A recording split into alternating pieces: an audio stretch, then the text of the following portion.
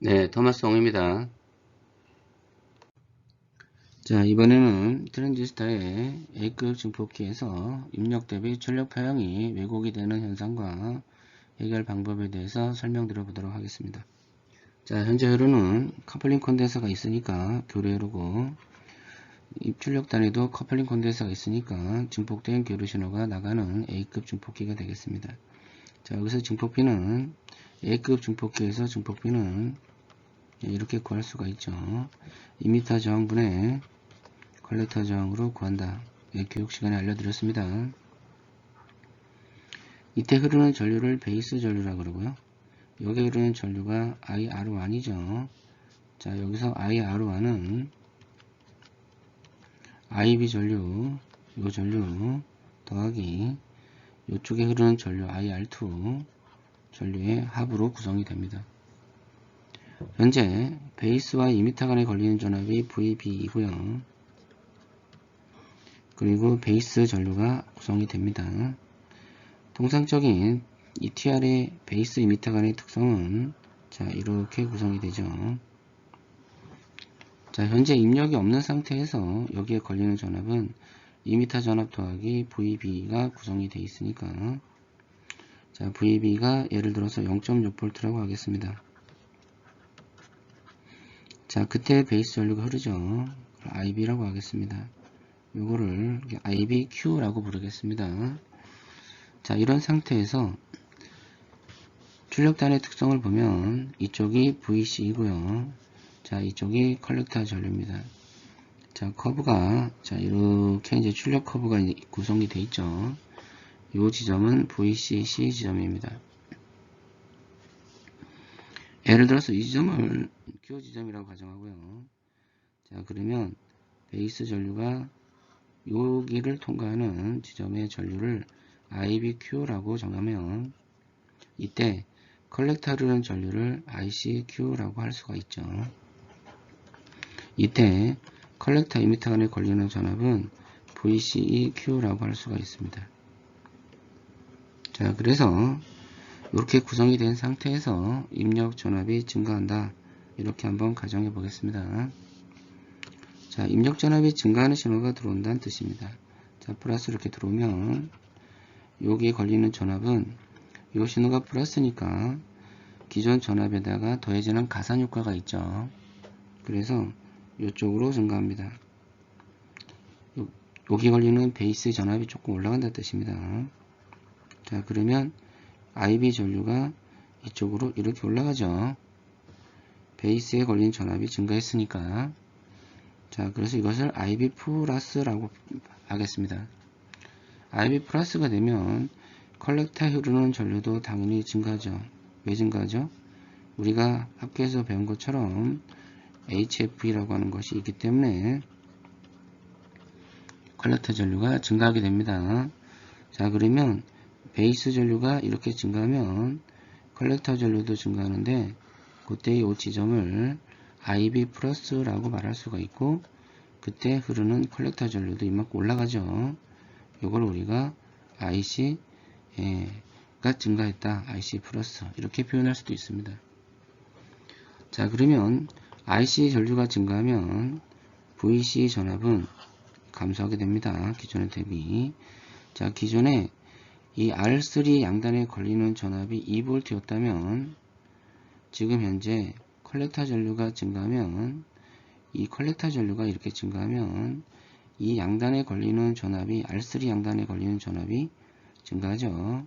그래서 2V가 3V로 증가하면 5V에서 3V를 뺀 나머지 전압인 2V가 이렇게 걸린다. 이렇게 되는 겁니다. 자, 이쪽에 정리하면 자, V인 신호가 증가하면요. 뭐가 증가한다고요? VB가 증가하고 그로 인해서 IB가 증가하고 그로 인해서 컬렉터 전류가 증가하면 역으로 VC는 이렇게 감소한다. 이렇게 되는 거죠. 자, 그래서 입력 대비 출력의 파형은 반대로 나오는 겁니다. 180도 뒤집어져서 나오는 겁니다. 전압이.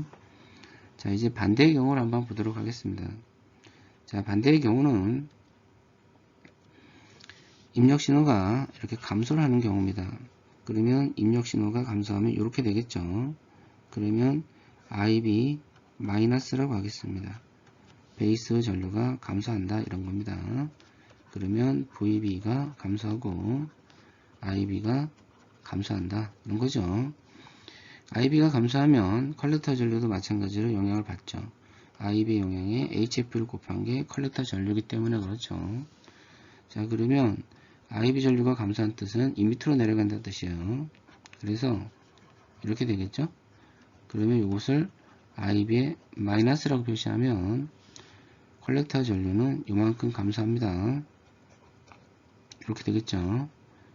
자, 그때 컬렉터 전류는 감소하고요. 자, 그럴 때 VC는 증가하게 된다. 이렇게 되겠죠. 자, VC가 증가한다는 뜻은 뭐냐면 컬렉터 전류가 감소하면 R3 양단간에 걸리는 전압이 기존에 2V였다가 1V로 내려간다 라고 가정했을 때 컬렉터와 그라운드 사이에 걸린 전압은 4V로 올라간다. 이렇게 되는 거죠. 자, 정리하면 입력 대비 출력에 걸리는 전압 V0로 하겠습니다. 이게 V0가 되어 있죠. V0는 감소하고 V0는 증가한다. 따라서 입력 전압 대비 출력의 파형은 반드시 180도로 나오게 됩니다. 베이스 입력의 컬렉터 출력은 자, 이제 이것은 기본적인 이제 A급 증폭기의 동작인데요.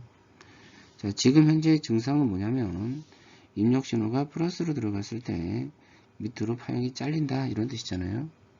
반대로 들어간 경우에는 그런 대로 잘 나온다 이런 뜻입니다. 자, 그러면 이 파형이 잘렸잖아요. 이 잘린 문제를 해결해 달라 이런 얘기죠. 자, 그러면 그것을 한번 해결을 해 보도록 하겠습니다. 자, 이쪽을 잠깐 지우고요. 이쪽 잠깐 지우겠습니다.